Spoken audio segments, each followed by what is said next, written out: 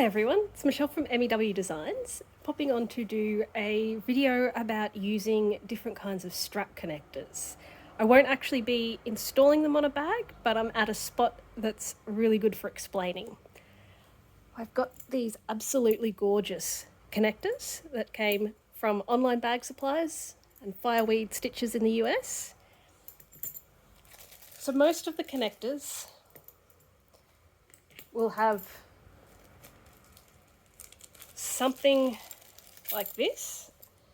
So these have the back plates that you can see are an exact match of shape, and then they have screws that will go through the back plate and through the connector. So depending on what the connector is, it won't look exactly like this, but it'll be a similar sort of idea. So big picture, you need to make a hole in whatever you're doing to attach those connectors. Now often there'll be instructions and measurements and some sort of guide, but if you've got nothing, so in my Mari tote, it's designed to have the handle go in at the top, so I haven't actually put any placement. But you can kind of figure it out for yourself, and this will help if you want to put different connectors or things that just don't quite fit. So with a box corner bag like this, these corners will be boxed and the stitch line is further in again. So you want to make sure that you're not putting your connectors way out on the side, because then they'll be on the side of the bag. You want to have it towards the center. But also, you don't want to have your strap connectors super close in the center, because then the bag will sit sort of in an odd way. So I like to at least leave sort of 3 inches or in centimeters, sort of at least 8 on this bag. I like to put my connectors around about here, because that way it's not so close that the bag's going to sit sort of weirdly when you put it over your shoulder, and that will be similar to where it's actually marked on the pattern. So that is the decision, how far across. The next one is how far up or down, and this is where you can have a lot of fun. It's going to depend on the connector a little bit. So these ones have a lovely big drop, so if you put them right up towards the top, the edge will just, the loop will show over. If you put them further down, it will still work. Now, when you're working out placement from this top edge down, remember that not only will you have the stitch line where you join it to the lining, you're also going to top stitch. So you don't want to have your connector way up where you'll be trying to top stitch. What you can do is actually leave the holes, do all the assembly, and put the connector in right towards the end, and that will help then. You'd imagine that this will be joined to the lining, and then I'm top stitching across there, and then I'll put the strap connectors in. So that way I don't have to worry about them, and they're completely out of the way. So I would probably put these a little bit further down, so sort of imagine that that is where the stitch line will be, a little bit further down, so that where my top stitching would be. So I would put it at least an inch down, and if I was doing it that inch down, I definitely wouldn't connect them at this point. I would leave it till right at the end to put them in. So that's once you've decided where you're going. The great thing with a backing plate like this is those 2 holes are going to tell you exactly where you need to make the holes. So rather than putting the connector down, now I'm going to get the backing plate, and I would just use those holes to mark. So I'm going to get a bit of scrap leather.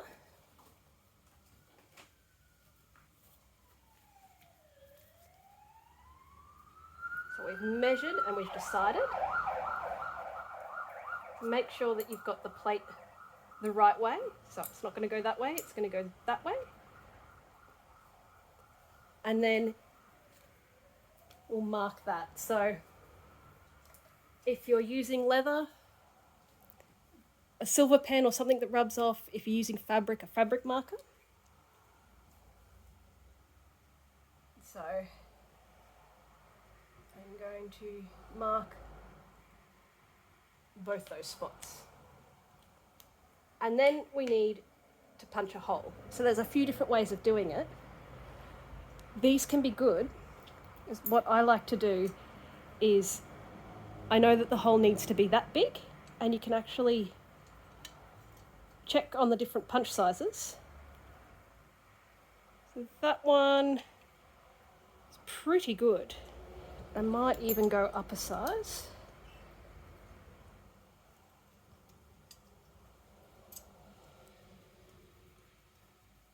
Yep. And with this I can punch a hole.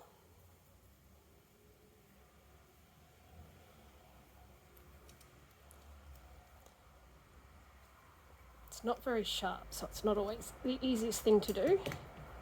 But sometimes I'll just get it started, and I will cut the rest out with a pair of scissors.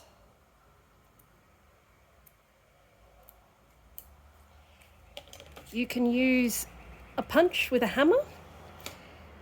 If you're good with a sharp blade, you can cut a hole with that. With fabric, you can use an unpicker sometimes. It really depends on what you've got. If you've got the little punches, you can use them. But what I'll do for the second hole is I'm going to use just a sharp blade to show that it is possible. If it looks a little raggedy around the edges, it doesn't matter because that's all hidden. Just want to make sure you've got most of it out. With leather, you can stretch it a little bit. With fabric, I'd be a little bit more careful.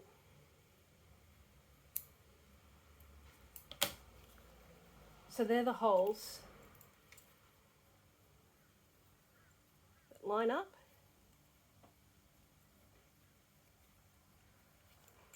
You push it through, the plate goes on, and the screws go in. But that's not the full story.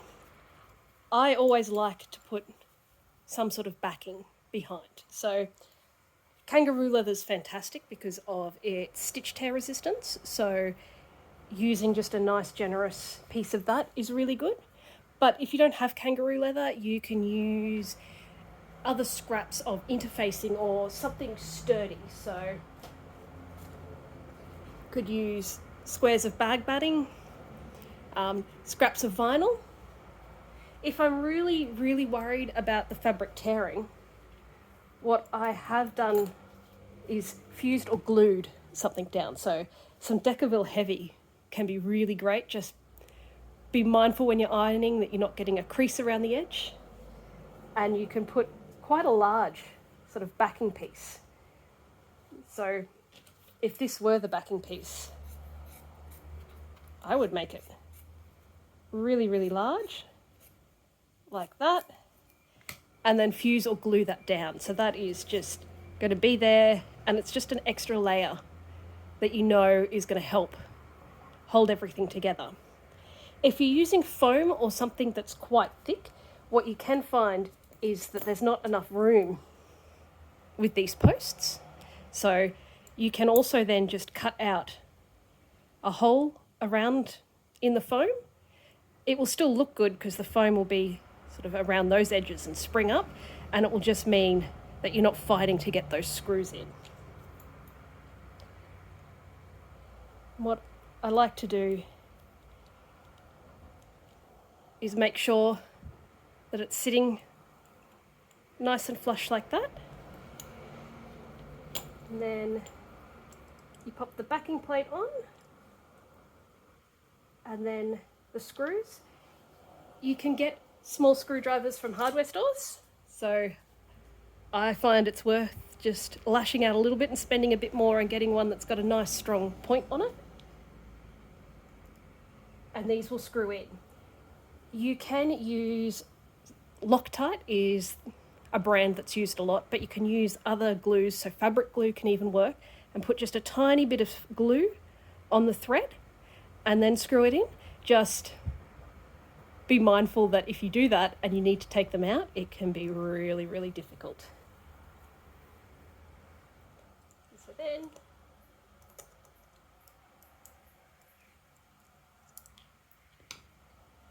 it's just a matter of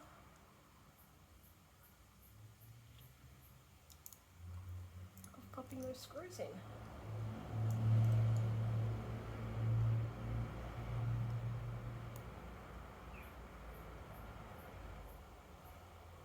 So I like to put them both in and do just a little bit on both sides.